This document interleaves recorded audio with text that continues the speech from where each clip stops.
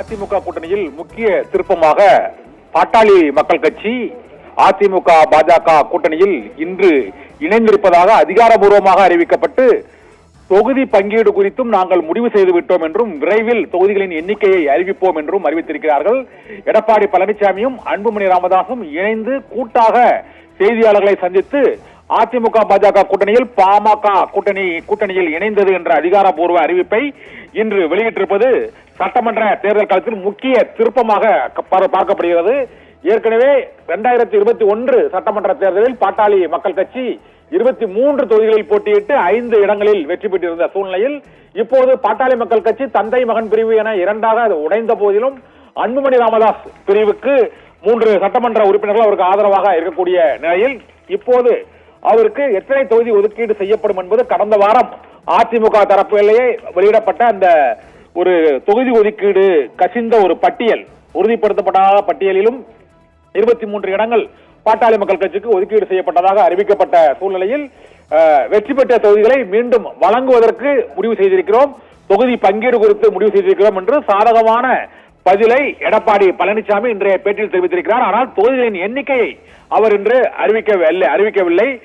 இந்த பேட்டியின் போது டாக்டர் அன்புமணி ராமதாசும் எடப்பாடி பழனிசாமியும் இணைந்து இந்த கூட்டணி அறிவிப்பை அறிவித்திருப்பதன் மூலமாக தமிழகத்தில் அதிமுக தலைமையிலான அந்த கூட்டணி வலுவடைந்திருக்கிறது என்றுதான் கூற வேண்டும்.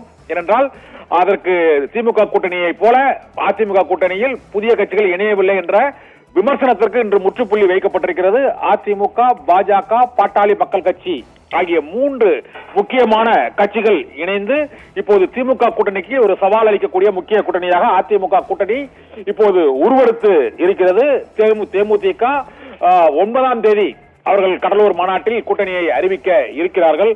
அதற்கு பிறகு மற்ற கட்சிகளோடான தொகுதி பங்கீடு தொடர்பாகவும் எடப்பாடி பழனிசாமி இனி ஏற்கனவே இருந்த அந்த கூட்டணி கட்சி தலைவர்களையும் சந்தித்து பேசுவார் என கூறப்படுகிறது. இதில் மற்றொரு மிக முக்கியமான ஒரு திருப்பமாக பார்க்க வேண்டியது 2 நாட்களாக உள்துறை அமைச்சர் அமித்ஷா பாஜகவின் அரசியல் சாணக்கியர், தமிழக அரசியல் வியூகத்தை வகுக்கக்கூடியவர் என்றெல்லாம் கூறப்பட்டு 2 நாட்கள் காத்திருந்தும் புதிய கட்சிகள் எதுவும் இணையாத சூழ்நிலையில் இன்று எடப்பாடி பழனிசாமியின் அந்த ஆட்டம் தொடங்கி இருக்கிறது என்றுதான் கூற வேண்டும். கூட்டணி தொடர்பாக பாட்டாளி மக்கள் கட்சியுடன் ஒரு பேச்சுவார்த்தையை நேற்று இரவே முடித்து இன்று காலையில் அதை இறுதி செய்திருக்கிறார்கள். இதனால் அதிமுக தலைமையிலான ஆட்சிதான், எடப்பாடி பழனிசாமி தான் முதலமைச்சர் வேட்பாளர் என்பதை உறுதிப்படுத்தும் வகையில் இந்த நகர்வு இபிஎஸ் நகர்வு அரசியல் ரீதியாக பார்க்கப்படுகிறது. அதிமுக கூட்டணியில் அதிமுக, பாஜக, பாமக இணைந்திருப்பதன் மூலமாக தாவேக தமிழக வெற்றி கழகம் 3வது இடத்திற்கு தள்ளப்படுகிறதா என்ற கேள்வியும் எழுந்திருக்கிறது.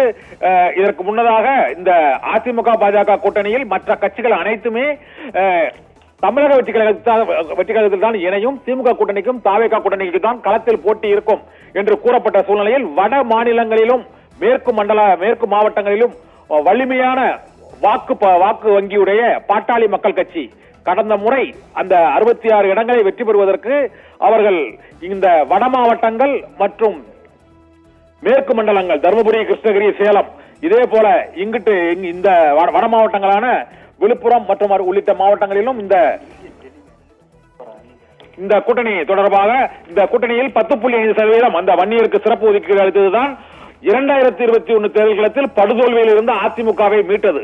இப்போது எடப்பாடி பழனிசாமியின் செல்வாக்கு அவருடைய கிராஃப் டவுன் ஆகி கொண்டிருக்கிறது என்ற பேச்சு எழக்கூடிய நிலையில் பாட்டாளி மக்கள் கட்சியின் மூலமாக அவருடைய அந்த தேர்தல் வியூக கிராஃப் மீண்டும் உயர்ந்திருக்கிறது. திமுக கூட்டணி அதிமுக கூட்டணிக்கு இடையேதான் போட்டி என்று களம் இப்போது மாற தொடங்கி இருக்கிறது. இந்த நொடியில் இருந்து இந்த சூழ்நிலையில் புதிய கூட்டணியை நிறைவு செய்த கையோடு எடப்பாடி பழனிசாமி இன்று டெல்லி செல்கிறார் என்ற தகவலும் இப்போது வெளியாகி இருக்கிறது.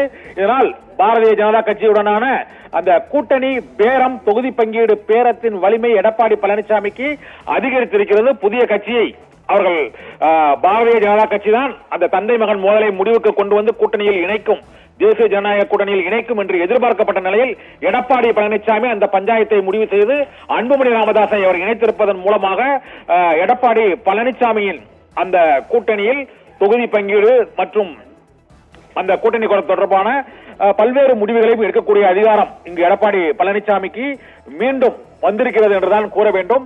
பாஜகவின் தலையீடுக்கு நிகராக எடப்பாடி பழனிசாமியும் கூட்டணி கட்சிகளை இணைக்கும் வல்லமையை பெற்றிருக்கிறார் என்பதே பாமகவின் இன்றைய இணைப்பு. அது பலவீனமான பாமகவா இருந்தாலும் அந்த இணைப்பு என்பது மிகுந்த முக்கியத்துவம் வாய்ந்ததாக கருதப்படுகிறது. தேர்தல் ஆணையத்தால் அங்கீகரிக்கப்பட்டிருக்கக்கூடிய தலைவர் சின்னம் அனைத்தும் அன்புமணி பிரிவுக்கு தான் இன்றும் இருக்கிறது. ஆனால் வாக்குகள் ராமதாசுக்கா அன்புமணிக்கா என்பது தேர்தல் களத்தில் தெரிய வரும். ஆனால் இன்றைய இந்த கூட்டணி அறிவிப்பின் மூலமாக அதிமுக, பாஜக, அன்புமணியின் மூலமாக எடப்பாடி பழனிசாமியின் கை இன்றைய கூட்டணி வியூகத்தில் ஓங்கி இருக்கிறது என்றே கூறலாம். சர்மிளா.